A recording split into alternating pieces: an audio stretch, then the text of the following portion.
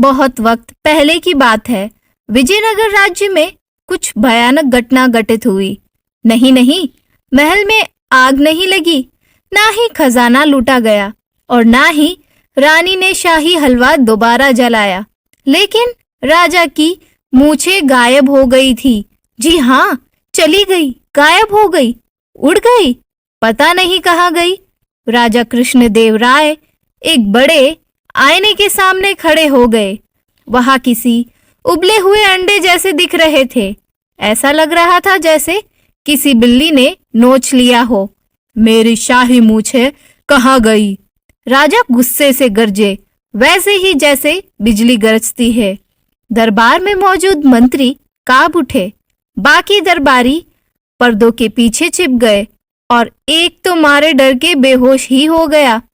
राजमंत्री एक खंबे के पीछे से जागते हुए बोले, महाराज, शायद यहाँ नींद में गिर गई हो। गिर गई? राजा जोर से चिल्लाए। यहाँ दक्षिण भारत की सबसे ताकतवर मूछें थी। इसके वजह से कोई दुश्मन मुझसे लड़ने की हिम्मत नहीं करता था। तेनालीराम ठीक उसी समय उबासी लेते हुए और अंगड़ाई लेते हुए दरबार में प्रवेश करते हैं। आज क्या हुआ है? क्या किसी ने फिर से महाराज आपके आम चुरा लिए? राजा गुस्से से बोले, नहीं तेनाली, किसी ने मेरी मूछें चुरा ली है।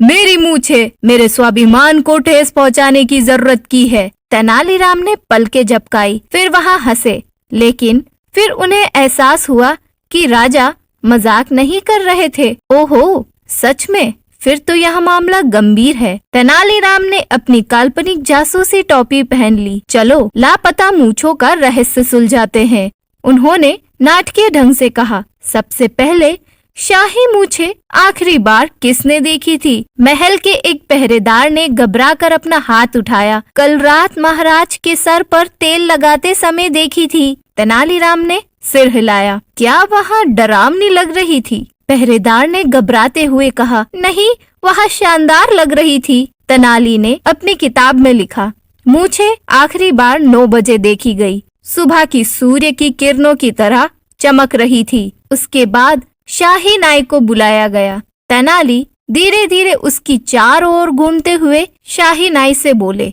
सच सच बताओ, क्या तुमने जरूरत से ज्यादा बाल काट दिए थे?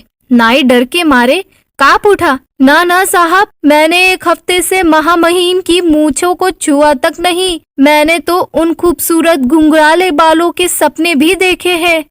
तेनाली बड़बड़ाते हुए, तुम जा सकते हो, लेकिन मेरी नजरें तुम पे और तुम्हारी कैंची पर रहेगी। उसके बाद तेनालीराम सीधे तोते के पास पहुँचे।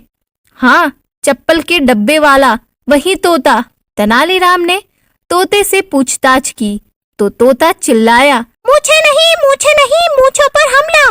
तेनाली तोते की रखवाले की ओर मुड़े। मूंछों पर हमला? रखवाले ने कंधे उचकाते हुए कहा, शायद उसने रसोई से सुना होगा, या शायद आपको नींद में बड़बड़ाते हुए। तेनाली ने आहें भरी। हाँ, इस पक्षी को चिकित्सक की जरूरत है। इसके बाद तेनालीराम महल के शाही श्रृंगार कक्ष में चले गए। ब्रश, तेल और सैकड़ों फैंसी कंघियां।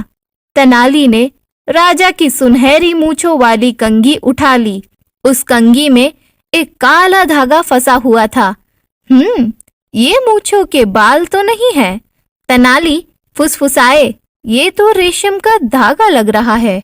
और अब मामला और भी उलझ गया। देर रात तेनालीराम अपनी जासूसी धोती पहने हुए महल के हॉल में घूम रहे थे।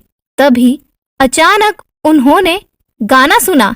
एक धीमी आवाज गुनगुनाई, हाँ ला ला ला ला ला, मुझे हो तो ऐसी हो जिनके आगे तलवार भी झुक जाए। तेनाली वहां दबे पांव करीब गए। नौकरानियों के कमरे के अंदर एक युवा नौकरानी रेशमा शीशे के सामने खड़ी थी, नकली मूछें लगाए हुए, जो रेशम के धागे से बनी थी, बिल्कुल राजा की मूछों की तरह मुड़ी हुई और सजी हुई। तेनाली चौंक गए। जब रेशमा ने तेनालीराम को देखा तो वहां डर के मारे चिल्लाई, जैसे आप सोच रहे हैं वैसा नहीं है महाराज। ऐसा लग रहा है कि आप शाही मूंछों का प्रतिरूपण कर रही हैं। रेशमा अपने घुटनों के बल गिर पड़ी। मुझे माफ कर दीजिए, मुझे सजा मत दीजिए। मैं हमेशा से महाराज की मूंछों की प्रशंसक रही हूँ। ये बहुत शानदार है। मैं बस एक बार खुद को ताकतवर महसूस करना चाहती थी। तेनाली ने उसकी ओर देखा और जोर से हंस पड़े। अगले दिन दरबार में तेनालीराम ने रेशमा को पेश किया। उसने अभी भी रेशमी मूछें लगाई हुई थी। दरबार में मौजूद सभी लोग ये नजारा देखते ही रह गए और राजा कृष्णदेव राय अपने सिंहासन से गिर पड़े। मेरी मूछें उसके चेहरे पर। तेनाली ने अपना हाथ उठाया। महाराज, मुझे समझाने की इजाजत दीजिए। रेशमा ने आपकी मूछें नहीं चुराई। उसे यहाँ मूछें बहुत पसंद थी, तो उसने उनकी नकल करके ये रेशम के धागों से मूछें बनाई है। लेकिन मेरी असली वाली कहाँ गई है? तेनाली मुस्कुराए। हाँ, आपकी असली मूछें सोते समय गलती से कट गई थी। सब लोग हाफने लगे। तेनाली ने आगे कहा, कल रात की तेल मालिश याद है? गार्ड ने बाल हटाने के लिए बहुत तेज हर्बल तेल इस्तेमाल किया था। यह सुन के गार्ड तो बेहोश ही हो गया। आपकी रॉयल मूछें गलती से निकल गई थी, चोरी नहीं हुई। राजा कृष्णदेव राय ने अपने बिना मूंछों वाली ऊपरी होठ सहलाते हुए और आहें भरी। तो मेरा दुश्मन कोई चोर नहीं था, बल्कि वहाँ हर्बल तेल था। तेनाली ने सिर हिलाया। जी हाँ, और वो भी बहुत आक्रामक। एक लंबे विराम के बाद राजा जोर से हंस पड़े। रेशमा, इधर आओ। रेशमा कांपते हुए आगे बढ़ी। तुमने मेरी मूंछों का सम्मान किया, इसके लिए हिम्मत चाहिए और गोंद भी, राजा ने कहा। राजा ने अपना मुकुट उतारकर धीरे से उसके सिर पर रख दिया। आज से तुम विजयनगर की शाही मूंछों की राजदूत हो। यह सुन दरबार में सभी ने खुशियां मनाई। तेनालीराम ने तोते से फुसफुसाते हुए कहा, देखो, मैंने कहा था ना कि ये एलियन नहीं है। इस कहानी से हमें यह सीख मिलती है कि असली ताकत दिखावे में नहीं बल्कि आत्मविश्वास में होती है और कभी-कभी शाही मूंछों को भी आराम की जरूरत होती है। यह जैसे कि तेनालीराम ने कहा, ऐसे तेल पर कभी भरोसा मत करो जिसकी गंध किसी जलते हुए जंगल जैसी हो और जलाकर राख कर दे। कहानी अच्छी लगी हो तो इसे लाइक जरूर करें और नए हैं तो इस चैनल को जल्द से जल्द सब्सक्राइब करें।